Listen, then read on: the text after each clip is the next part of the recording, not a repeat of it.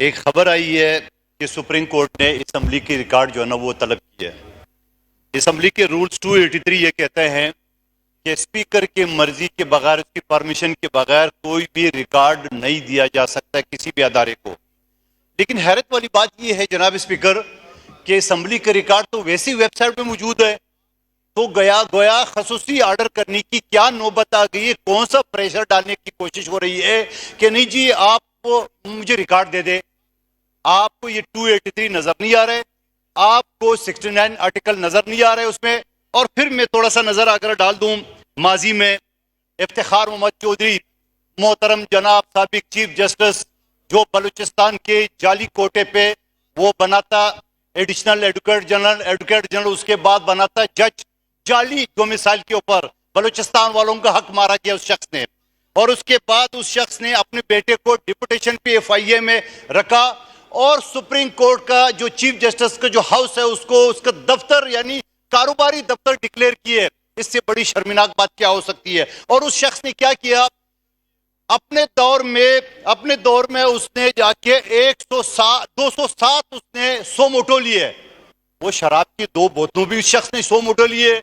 और फिर हैरत वाली बात बताऊं, मैंने उस वक्त भी मीडिया में उठाया, जो केसेस जो पार्टी इनके पास नहीं लगाते थे वो करोड़ों रुपए, एक केस तो मुझे याद है 3 करोड़ रुपए किसी शख्स ने अदा किए कि सिर्फ अगर आप किसी जज के पास केस नहीं लगाया और वो नॉट बिफोर में कि उसके 3 करोड़ अदा किए गए। मुझे कोर्ट में खड़ा कर दे, मैं साबित करूंगा। ये बिजनेस प्लस में मैंने कहा था आज से कम कई साल पहले। और उसके बाद साकिब निसार साहब, जनाब आला मैं उस केस में बैठा हूं तो उस शख्स ने डेम के नाम पे आप ये समझ लो कि 9 अरब रुपए इसने जमा किए और 14 अरब रुपए इसने खर्च कराया एक्सपेंडिचर। और मैं उस केस में बैठा होता, साकिब निसार ने यह कहा कि ये 4-5 एमपीए तो मैं ऐसे उड़ा दूं। वो भाई कौन हो आप? डिक्टेटर हो क्या बुलाओ? और फिर अब जो कि ऑडियो उसके सामने आ गई है, जो कि खुल्लम खुल्ला धंधा उस शख्स ने खोल के रखा है अपने बेटे के जरिए। और बड़ी बेशर्मी से उन्हें यह कहा कि मैं तो प्राइवेट आदमी हूं, कोई भी सिफारिश कर सकता हूं। वो भैया चीफ जस्टिस साहब साबिक, आप जरूर सिफारिश करें, आप जरूर प्राइवेट लोगों के जरिए काम करें, मगर जब आप चीफ जस्टिस थे तो कितने ड्रामे आपने किए होंगे, कितने रिश्वत आपने लिए होंगे और कितने अरब रुपए आपने हड़प किए होंगे। जिसके एक केस मिसाल में आपको बता दूं, बेरिया टाउन का अरबों रुपए जो जुर्माना लगा लिए और चंद टिकटों के बाद उसी जुर्माने को कम करके वो जो बीच में पैसे थे वो किसके जेब में चले गए थे, ये भी एक रिकॉर्ड का हिस्सा है। मुझे चैलेंज करें, मैं बताऊंगा आपको। और उसके बाद जस्टिस गुलजार साहब आए थे जनाब आले, उस शख्स को एक अजीब नशा चढ़ा होता कि जी बचपन में मैं उस केस में बैठा होता सुप्रीम कोर्ट कराची रजिस्ट्री में। मैं बचपन में यहां सोसाइटी से गुजरा था, सारे बंगले बंगले थे, अब प्लाजे क्यों बन गए? ओ भाई अक्लमंद आदमी,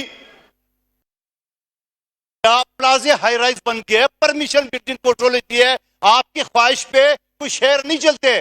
और फिर उस शख्स ने जुल्म क्या किया जनाब स्पीकर, नेस्ला टावर का जो ऑर्डर किया उसकी चंद फुट एक्स्ट्रा लैंड थी, बजाय बनी गाला की तरह उस पर जुर्माना लगा के और उसको रेगुलाइज करते लोगों के जमा पूछे जो दुनिया भर से लोगों ने पैसे जमा किए हैं। उस शख्स को इतनी जज्बातियत तक कह रहे बम से उड़ा दो। ये बात मैं जबानी नहीं कर रहा हूं, डॉन जंग कराची में बाकायदा इश्तिहार छपा गया कि बम के लिए कौन सी पार्टी तैयार है कि जस्टिस गुलजार की ख्वाहिश पूरे कर दे और नेस्ला टावर को बम से उड़ा दे। अब आप मुझे बताओ, ये शख्स इंसाफ दे रहे थे। और मोहतरम अब मौजूदा चीफ जस्टिस साहब की जब 184(3) का कानून बन चुका है, जो 184(3) का कानून बन चुका है कि 3 मौजूद चीफ जस्टिस साहबान जो सीनियर तरीन है वो 100 मोटे ले सकते हैं। आप पुराने 100 मोटों को कैसे चला सकते हो? अगर नेब की ऑर्डिनेंस की मैं बात करूं, नेब के कवानीन में जब तरामीम हो गई है जिसके सबसे ज्यादा फायदा इमरान खान साहब को और पीटीआई को पहुंचा, तो वो केसेस तो धड़ाधड़ रिवर्स हो गए। और इस वजह से रिवर्स हो गए कि एक नए कानून के मुताबिक वो केसेस नहीं चला सकते थे। तो आप मुझे बता दो कि नए कवानीन 184(3) के तहत आप पुराने कानून कैसे चला सकते हो, आप पुराने मुकदमे कैसे चला सकते हो? और मैं बार बार मोहतरम चीफ जस्टिस साहब से रिक्वेस्ट करूंगा, आज भी कर रहा हूं कि खुदारा आप अदलिया पे रहम कर रहे हैं। आपके 2-4 महीने हो गए, आप रिटायर हो जाएंगे, ना जाने कौन से जजीरे में आपने अपने लिए एक जजीरा बनाया होगा, कौन से मुल्क में है। आप इस मुल्क की जुडिशल सिस्टम पे जो दुनिया की 139 नंबर पे है, इससे ज्यादा क्या हो सकती है कि लोगों को इंसाफ करने के बजाय आप सियासी मुकदमे सुन रहे हो।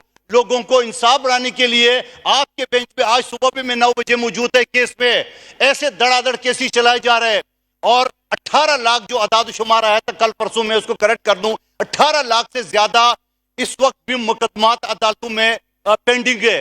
और किन लोगों के पेंडिंग है? जो बेचारे गरीब लोग हैं, यानी जो शख्स मुकदमा अपनी जमीन का चला रहा है उसका पोता उसको आज तक भी चला रहा है। और उसकी कई मिसालें मैं अपनी पिछले तो मेरी दरखास्त आपसे ये होगी कि जनाब स्पीकर आप रूलिंग दे दे, आप रूलिंग ये दे दे कि कोई कागज किसी सुप्रीम कोर्ट के किसी जज के ख्वाहिश पे न दे।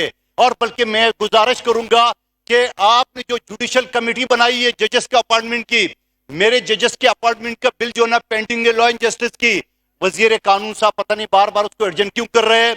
और फिर उसके बाद कंटेम्प्ट ऑफ कोर्ट, दुनिया में पाकिस्तान और हिंदुस्तान के अलावा किसी मुल्क में सजा नहीं है कंटेम्प्ट ऑफ कोर्ट में, यहां पे सजा है।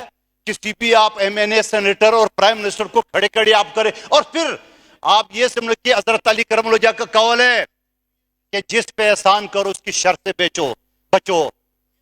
यही यूसुफ रजा गिलानी थे जिसने अदलिया को बहाल किया है और वही इफ्तिखार चौधरी है जिसने उसको खड़े खड़े उसको सजा दे के नाइल कर दिया है। तो मेरी ये दरखास्त होगी कि आप स्पीकर साहब ruling they they contempt of court के हवाले से, यह फौरी तौर पे जो मेरे बिल पेंडिंग है उसको फौरी तौर पे सुना जाए, पास किया जाए और जुडिशल कमेटी जो जजेस के अपॉइंटमेंट के हवाले से उसको फौरी तौर पे तोड़ के, ताकि प्रॉपर तरीके से गरीब का बच्चा भी ये सोच सके कि वो जज बन सकता है। Thank you. शुक्रिया जी।